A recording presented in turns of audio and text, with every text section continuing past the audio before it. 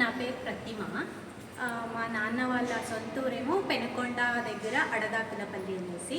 అయితే నేను చిన్నప్పటి నుండి మా అమ్మ వాళ్ళ అన్న వాళ్ళ ఇంట్లో పెరిగాను. అది ఇక్కడ మధుగిరి తాలూకు హొస్కెరే అని. నేను అక్కడే ఉన్నాను వాళ్ళ ఇంట్లోనే. తర్వాత నేను ఒక హై స్కూల్కి వచ్చిన తర్వాత మా అమ్మ వాళ్ళే ఇక్కడికి రమ్మని చెప్పాను. వాళ్ళే వచ్చి ఇక్కడ ఒక 25 ఇయర్స్ నుండి ఇక్కడే ఉంటున్నారు కర్ణాటకలో. మడకశిర దగ్గర సాయిబాబా టెంపుల్ ఉందని మాకు ముందు తెలీదు. ఒకసారి మా ఇంటి దగ్గర ఉన్న వాళ్ళు ఎవరో చెప్పారు.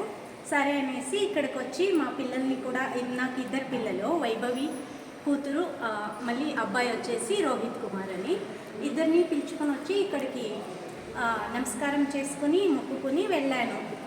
నాకు సత్యసాయి బాబా అంటే చాలా ఇష్టము. మళ్ళీ సత్యసాయి బాబా వాళ్ళ ఇన్స్టిట్యూషన్ ఒకటి ముద్దేనహల్లి, చిక్బళ్ళాపూర్ డిస్టిక్లో ఉంది. అక్కడే సీట్ దొరకాలని చాలా వరకు ప్రార్థించుకున్నాను స్వామిని.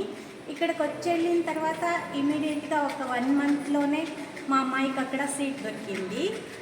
సరే అనేసి నేను ముందు జాబ్ చేసేదాన్ని, అసిస్టెంట్ అకౌంటెంట్గా కూడా చేశాను, మళ్ళీ టీచింగ్ కూడా చేశాను. తర్వాత అక్కడ సీట్ దొరకాలంటే చాలా కష్టం, మిడలో దొరకాలంటే. ఎందుకంటే పిల్లలు 5th ఉన్నప్పుడు ట్రై చేస్తే 6th స్టాండర్డ్కి దొరకడమే కష్టము. అలాంటిది ఆల్రెడీ మా పాప 6th చదువుతుంది, ఇంకా 7th కంటే చాలా కష్టం కదా. బట్ ఇక్కడికి వచ్చి నేను మొక్కుకున్న తర్వాత ఇమీడియట్గా దొరికింది. అప్పటి నుండి మా అబ్బాయికి కూడా ట్రై చేస్తున్నాను. ఇంకా నేను జాబ్ చేసుకుంటూ ఉంటే అక్కడ సీట్ దొరకదనేసి జాబ్ కూడా మానేసి మా అబ్బాయి కోసమని ట్రై చేస్తున్నాను. బట్ లక్కీలీ స్వామి దయ వల్ల మా అబ్బాయికి కూడా అక్కడే ఫస్ట్ PUకి సీట్ దొరికింది. ఇప్పుడు తనేమో 2nd year lab technician course చేస్తున్నాడు.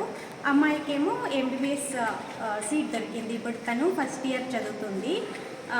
నేను చాలా కృతజ్ఞురాలుని స్వామికు. ఎప్పుడూ కూడా ఎవ్రీ ఇయర్ వచ్చి స్వామిని దర్శించుకుని వెళ్తూ ఉంటాము. ఇప్పుడు టైం లేకపోతే కూడాను ఒక్కరోజు ముందుగా అమ్మ వాళ్ళ ఇంటికి వచ్చి, అమ్మ వాళ్ళు ఇక్కడే హొస్కెరే దగ్గర ఉంటారు, మేమున్నది బెంగళూరులో కదా, ఒకరోజు ముందుగా ఇక్కడికి వచ్చి స్వామిని దర్శించుకొని, పిల్లలు హాలిడేస్కి ఎప్పుడు ఇంటికి వస్తే కూడా వచ్చి స్వామిని దర్శించుకొని వెళ్తుంటాము. స్వామికి మేము లైఫ్ అంతా కృతజ్ఞులుగా ఉంటాము.